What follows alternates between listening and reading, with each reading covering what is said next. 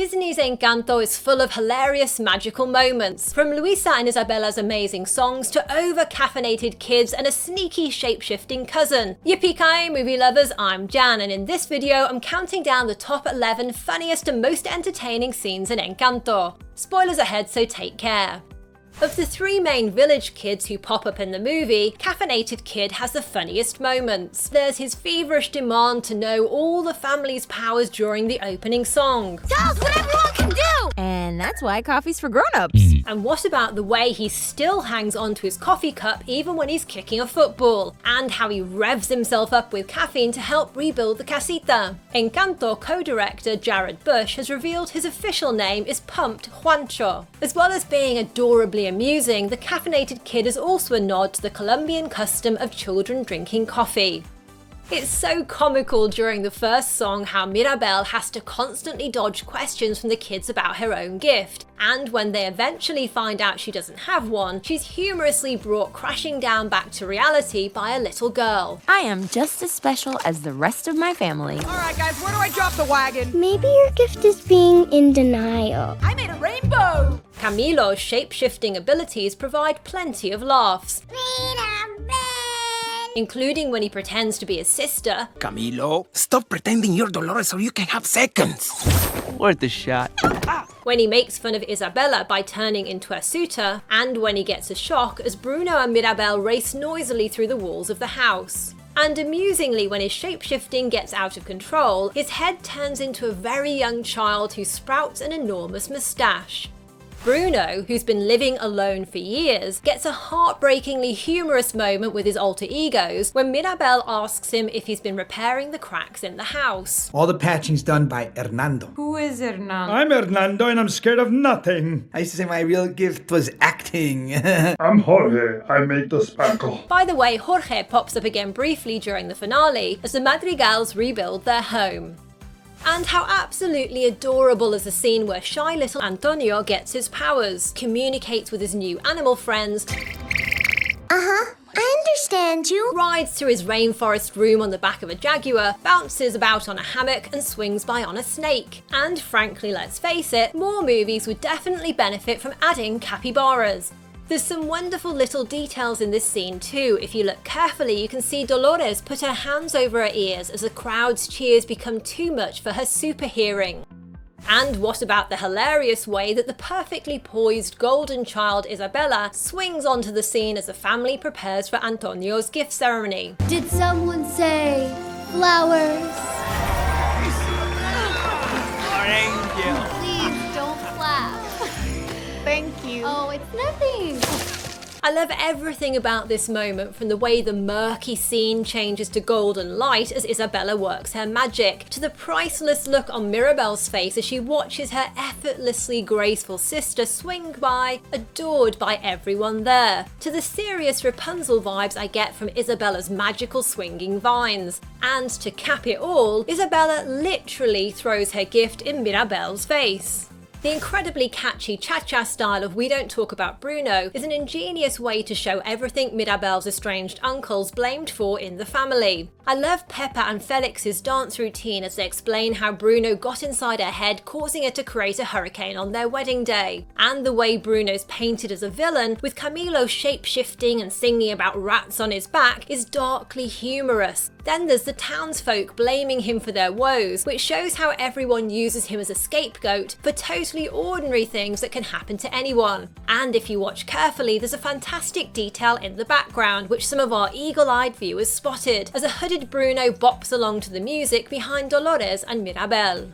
As the song ends, Dolores reveals she overheard Bruno's vision of the magic dying and the house breaking apart, which then leads into the hilariously memorable dinner scene with Isabela's suitor Mariano. But just before we get to that, I want to thank our video sponsor HelloFresh, who make getting a tasty home-cooked meal on your table a lot easier. HelloFresh delivers a box full of exactly the right ingredients and recipes you need for a week's worth of delicious, healthy meals, saving you a ton of time on grocery shopping and prep, plus getting the precise amount you need for each meal reduces food waste. Every week there's a stack of options to choose from, including family-friendly, calorie-smart, pescatarian and veggie, as well as quick and easy recipes that take as little as 20 to 30 minutes to make. A couple of meals I've made so far from my first box are this delicious spicy mushroom mapo tofu with spinach and jasmine rice, and sea bass fish and chips with tasty lemon zest garlic mayo and mixed leaf salad. And you can make eating healthy and fresh an easy new goal for 2022 with our amazing offer of up to 16 meals completely free, plus 3 special gifts when you sign up for a new meal kit at HelloFresh.com and use the code FLICK16. HelloFresh gets produce from farm to your doorstep in under a week for peak freshness, and for my next meal I can't wait to try out this turmeric roasted cauliflower, lentil and coconut dal. So go to HelloFresh.com and use code FLICK16 for up to 16 free meals and 3 surprise gifts. The proposal dinner with Mariano and Isabela is an absolute comedic gem as every thread in the story collides to spectacular effect. Mirabel watches in agony as Dolores begins to reveal the secret about Bruno's vision, and the reactions of each family member as the story passes along the line builds both the laughs and the sense of impending doom, and her antics as she attempts to cover up the house literally splitting apart. You're doing great. Draw looks that could kill from Isabela. As if that wasn't enough, one of Antonio's coatis steals a piece of Bruno's vision and Luisa breaks down as she struggles to move the piano. Chaos descends and Dolores blurts out, Mirabel found Bruno's vision, she's in it, she's gonna destroy the magic and now we're all doomed! The house cracks and one of Isabela's flowers sprouts out of the floor and sucker punches Mariano in the face, foreshadowing her reveal later that she doesn't really want to marry him. And to top it all off, the townspeople pop up with their laughably well-timed congratulations.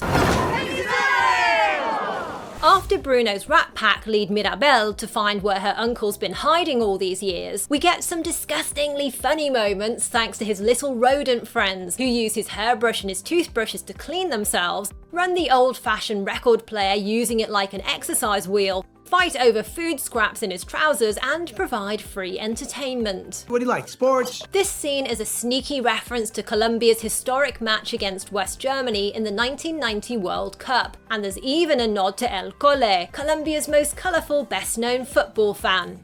And the telenovela plot about a forbidden love involving an aunt, Their love could never be. is a shout-out to Gabriel Garcia Marquez's novel 100 Years of Solitude, which heavily influenced Encanto. Hat tip to everyone in my video comments who spotted these. The rats also revealed Bruno's whereabouts to Dolores Rats talking in the walls. and to Antonio. The rats told me everything. Don't eat those.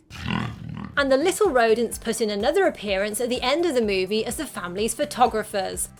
Mirabel's horrified reaction when she finds out that to save the miracle she has to make peace with Isabela is just perfect.